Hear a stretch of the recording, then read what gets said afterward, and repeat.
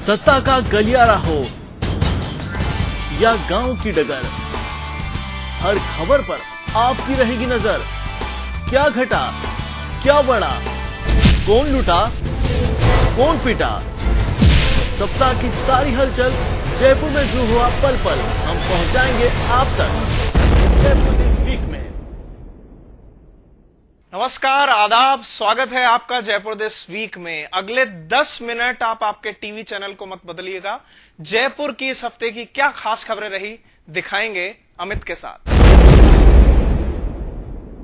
विधानसभा और लोकसभा वो जगह हैं जहां हम अपने उम्मीदवारों को भेजते हैं उम्मीद के साथ, लेकिन जब इन उम्मीदों पर तुषारापात होता है, पानी फेरा जाता है तो दिल टूट जाता है। ऐसा ही एक वाकया हुआ हमारी राजस्थान की विधानसभा में, जब एक विधायक ने राज्य मंत्री को कहे अपशब्द, गालियां तक दी और मंत्री महोदय उन्हें मारने दौड़ पड़े।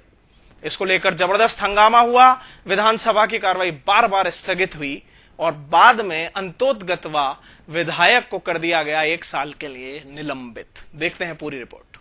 विधायक हनुमान बेनीवाल के अश्लील और असंसदीय भाषा के प्रयोग का मामला मंगलवार को विधानसभा में गूंजा। प्रश्नकाल में सरकार के ही 2 मंत्री राजकुमार शर्मा और राजेंद्र गुड़ा ने बेनीवाल पर कार्यवाही की मांग करते हुए वेल में धरना देने का प्रयास किया। गुड़ा ने इस प्रकरण के लिए मुख्य सचेतक रघु शर्मा को भी दोषी करार दिया।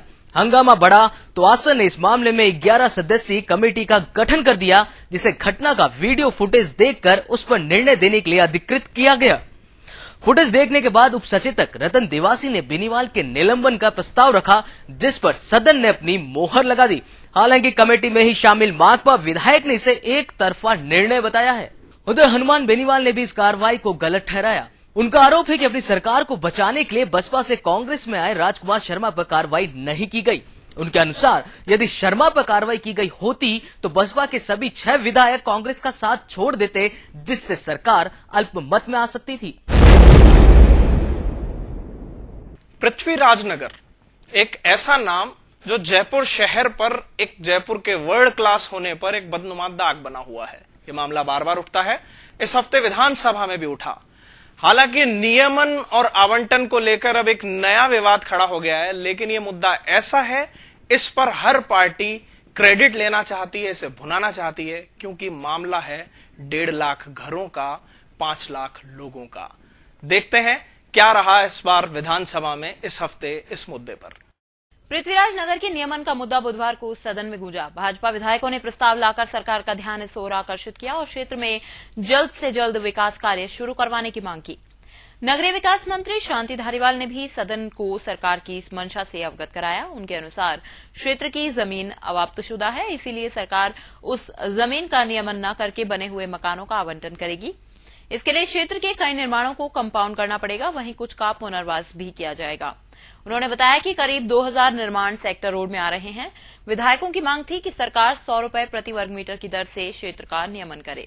पृथ्वीराज नगर के नियमन का मामला पिछले कई सालों से अधर में अटका है, लेकिन मौजूदा सरकार ने इसमें आगे कदम बढ़ाए हैं, जिससे इसके नियमन की उम्मीदें बढ़ गई हैं। मौजूदा घटनाक्रम भी सरकार की इस मंशा को जाहिर करता है। Bureau report, BTV news. Bhajpa नेता राजेंद्र सिंह राठौड़ जेल की हवा खा रहे हैं। बाहर उनके लिए काफी विरोध प्रदर्शन भी हुआ, एक समाज विशेष लामबंद हुआ, भाजपा ने शक्ति प्रदर्शन किया। वहीं इस बीच राष्ट्रीय नेता, भाजपा के राष्ट्रीय महासचिव अरुण जेटली जयपुर आए और जेल में उनसे गुफ्तगू की। अब अंदर क्या बातें हुई ये तो नहीं पता, लेकिन बाहर क्या हलचल रही देखते हैं इस रिपोर्ट में। सोमवार दोपहर करीब 3 बजे जयपुर जेल में कैद भाजपा नेता राजेंद्र राठौड़ से मिलने पहुंचे पार्टी के राष्ट्रीय महासचिव अरुण जेटली करीब आधा घंटा उनके साथ रहे। हालांकि कई विधायक और भाजपा नेता भी उनके साथ वहां पहुंचे थे, लेकिन उन्हें जेल में प्रवेश नहीं दिया गया। जेल से निकलने के बाद भाजपा प्रदेश कार्यालय पहुंचे जेटली केंद्र की यूपीए सरकार पर जमकर बरसे। उन्होंने सरकार के हाथों की कठपुतली बताया और कहा कि सीबीआई पर से देश का भरोसा उठ चुका है। जेटली ने यहां तक कह डाला कि देश में कानून का राज खत्म हो चुका है। जेटली ने साफ किया कि वो भाजपा के राष्ट्रीय अध्यक्ष नितिन गडकरी के कहने पर राजेंद्र राठौड़ से मिलने आए हैं और पार्टी राठौड़ की रिहाई के लिए हर संभव प्रयास करेगी। Sudarshan Singh, BTV news, Jaipur. शिक्षक एक ऐसी कौम जिसे सबसे ज्यादा जिम्मेदार माना जाता है, लेकिन एक शिक्षिका की लापरवाही भारी पड़ी उन बच्चों पर जो 9वीं की परीक्षा दे रहे थे। शिक्षिका से पेपरों का बंडल गिर गया और परीक्षा स्थगित कर दी गई। अब इस हफ्ते नई चीज सामने आई है कि नए पेपरों की छपाई का जो 2.5 लाख रुपए का खर्चा आया है, वो शिक्षिका के सर मढ़ने की तैयारी की जा रही है। देखते हैं। जिला समान प्रश्न पत्र योजना की कक्षा 9 की परीक्षाओं के पर्चे का बंडल अध्यापिका के हाथ से रास्ते में गिर जाना इतना महंगा पड़ जाएगा किसी ने सोचा भी नहीं था। इस लापरवाही के चलते न सिर्फ परीक्षा स्थगित कर दोबारा आयोजित करानी पड़ी, बल्कि तमाम परीक्षाओं के पर्चे फिर से छपवाने पड़े। पहले छपवाए गए पर्चों का खर्चा विद्यार्थी विकास शुल्क से लिया गया। अब छपवाए गए पर्चों का खर्चा अध्यापिका से वसूला जाएगा। 1,13,513 पर्चे फिर से छपवाए गए हैं। उत्तर प्रदेश की फर्म को इसका ठेका दिया गया, जहां सभी पेपर प्रकाशित करवाने में करीब 2,58,000 रुपए का खर्चा आया है।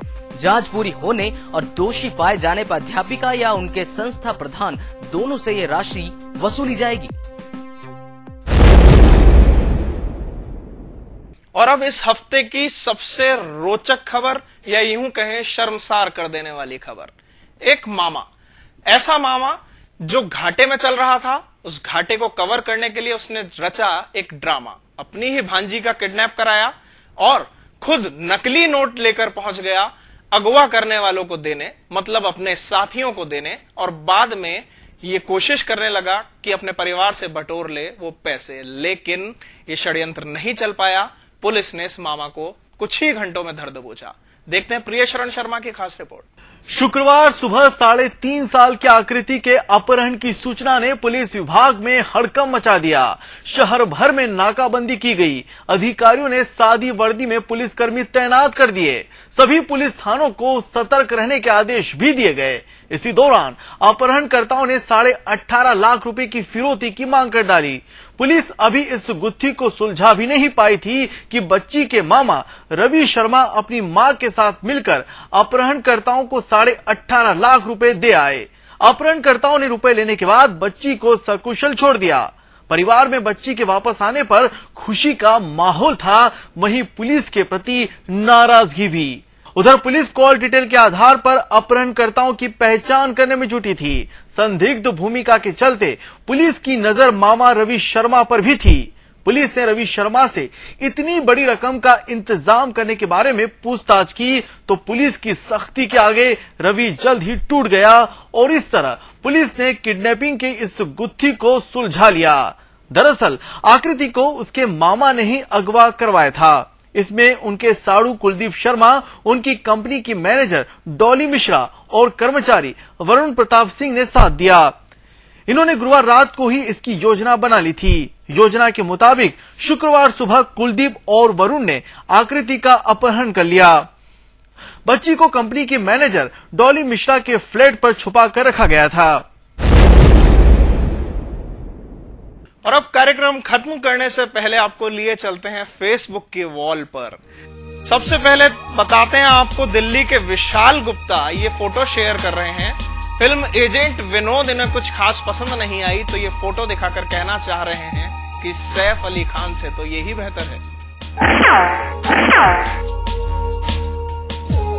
भरतपुर के दीपेश पाराशर एक व्यापारी हैं और दुनिया भर के टैक्स उन पर थोपे जाने पर वो कैसे अपनी भड़ास निकाल रहे हैं। इस तस्वीर में देखिए, भगवान मुझे इतनी शक्ति दो कि मैं अपना इनकम टैक्स चुका सकूं, वैट दे सकूं, सीएसटी दे सकूं, सर्विस टैक्स दे सकूं, एक्साइज ड्यूटी दे सकूं, कस्टम ड्यूटी दे सकूं, OCTRI दे सकूं, TDS कटवा सकूं, प्रॉपर्टी टैक्स चुका सकूं, बिजली पानी फोन के बिल चुका सकूं, हफ्ता और चंदा भी दे सकूं, उसके बाद कुछ बचे तो अपना धंधा कर सकूं। इनकी पीड़ा समझनी होगी। काश केंद्र सरकार और राज्य सरकार इनकी पीड़ा समझे। और अब चलते चलते रंजीता शर्मा का ये लतीफा सुनते हैं। एक बूढ़ी औरत बस कंडक्टर को रोज काजू बादाम खाने को देती थी। कंडक्टर, अम्मा आप मुझे रोज क्यों खिलाती हो? बूढ़ी औरत, बेटा दांत तो रहे नहीं, अब चूस कर फेंकने का क्या फायदा। आप जयपुर दिस वीक को ऑनलाइन भी देख सकते हैं। इसके लिए आप चले जाइए दैनिक भास्कर की वेबसाइट पर www.bhaskar.com क्लिक कीजिए और ये प्रोग्राम आप कभी भी देख सकते हैं। नमस्कार।